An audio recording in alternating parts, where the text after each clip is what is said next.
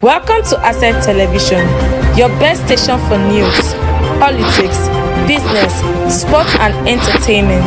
Your one-stop channel, Asset. Hello and thanks for staying with us on Asset Television. Welcome to the news. I am Eugenia Solomon. First, the headlines. ECOWAS court dismisses Nigeria's objection on case involving man on death row. Minister of Power orders immediate replacement of aged equipment. Plus, Nigerians speak on just concluded American election. And now the news in detail.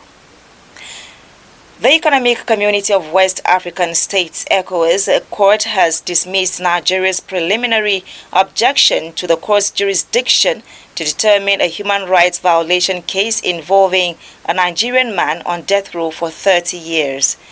Agueri is a 72-year-old inmate in a Nigerian maximum security prison. Delivering the ruling on Thursday in Abuja, Justice Edward Ashanti dismissed all the preliminary objections raised by Nigeria challenging the court's jurisdiction to entertain the case involving Agueri.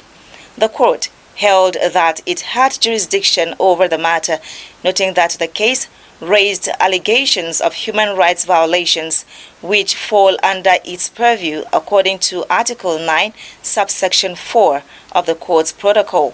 It also rejected Nigeria's submission that the case was statute barred. The court held that the 3-year term limitation spelled out in Article 9, subsection 3 of the court's protocol applied only on cases of extra contractual liability involving the ECOWAS community itself, not human rights claims against member states. Now, the National Chairman, Independent National Electoral Commission, INEC, Professor Mahmoud Yakubu, has said the Commission has accredited 111 domestic and international organizations and will deploy 3,554 observers for the Ondo State governorship election. Yakubu made this known in Akure during a stakeholders meeting organized by the Commission ahead of the 2024 governorship election scheduled to hold on November 16th. The INEC chairman, who said that the Commission's role had to be complemented by all stakeholders, urged political parties to continue to restrain their supporters from any disruptive behavior. Yakubu assured that the accreditation cards for all categories of stakeholders were ready, saying the state office in Akure would soon commence the distribution of accreditation tags, including election duty vehicle stickers. Also supervising National Commissioner in charge of Ondo, Oyo and Osun states, Professor Kunle Ajayi, called on political parties and their candidates to conduct themselves with the highest level of decorum and responsibility. According to him, political parties need to bear in mind that their actions will have a profound impact on public perception and the eventual outcome of the election. Similarly, the chairman of the Nigeria's Independent National Electoral Commission, INEC, Professor Mahmoud Yakubu, has called for a peaceful and credible Ondo State governorship election scheduled for November 16, 2024. This was even as the Nigeria Police said it would deploy 22,239 officers in addition to personnel from sister agencies to ensure adequate security. Yakubu, while speaking at a stakeholders meeting in Akure, emphasized INEC's readiness for the election, highlighting the Commission's efforts to ensure transparency and credibility. According to him, INEC has implemented various electoral activities, including voter registration and collection of permanent voter cards, PVCs. The Commission said it has uploaded detailed information on collected and uncollected PVCs for each of the 3,933 polling units in Ondo State. The Commission added that it will deploy the bimodal voter accreditation system BVAS and the INEC result viewing portal IREV to enhance credibility and transparency.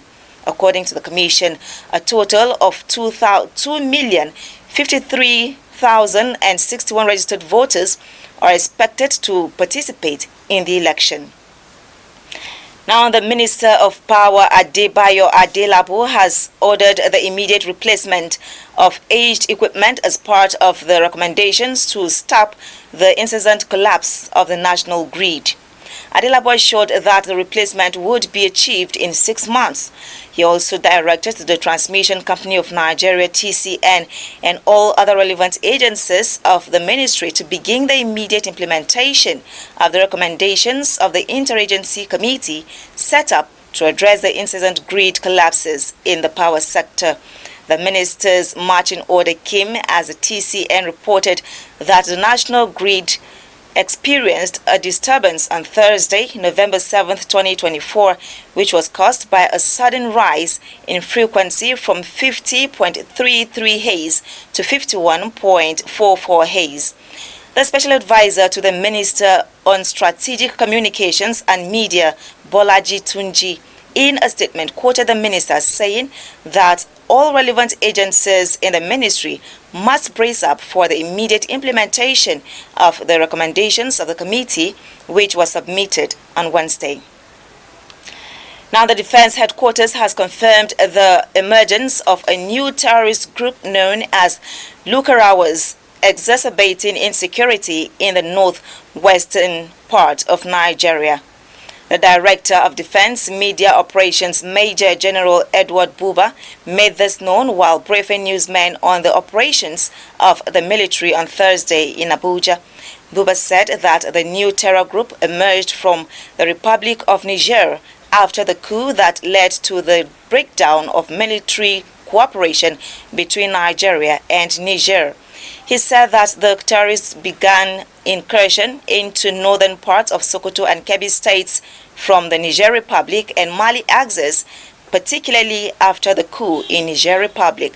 According to him, prior to the coup, there were joint border operations with Nigerian security forces which kept the terrorists at bay. More stories will come shortly after the break. Stay with us. Welcome to Asset Television, your best station for news, politics, business, sports and entertainment. Your one-stop channel, Asset Television. Many thanks for being there. If you're just joining us, you are watching the news on Asset Television. Now, the Nigeria Labour Congress NLC has thrown its weight behind threats by the Nigeria Union of Petroleum and Natural Gas Workers NUPENG to embark on a nationwide strike over the alleged use of military personnel to abduct workers from the Orisha-Timehin oil rig. A statement signed by the NLC President Joe Jairo condemned the allegation against the military by the oil workers, adding that it stands solidly behind NUPENG.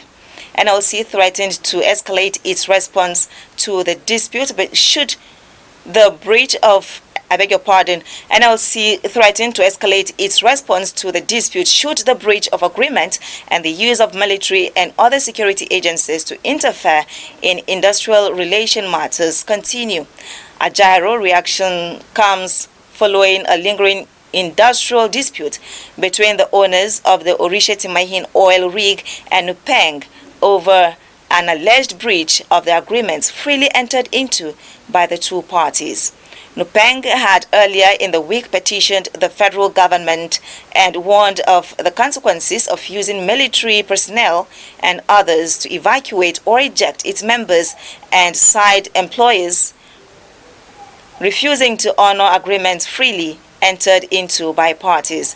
However, on Thursday morning, a special naval personnel team was allegedly flown into the Orisha-Timehin oil rig to eject the workers.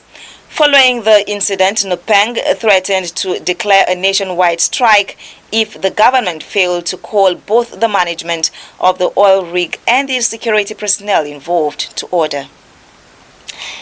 Now, Nigeria's Ministry of Foreign Affairs Ambassador Yusuf Tugar has concluded a tour of West African countries, fostering bilateral relations and garnering support for Nigeria's bid for a permanent seat on the United Nations Security Council. The move is part of Nigeria's broader foreign policy objectives, which prioritize promotion and protection of national interests, African integration, and international cooperation.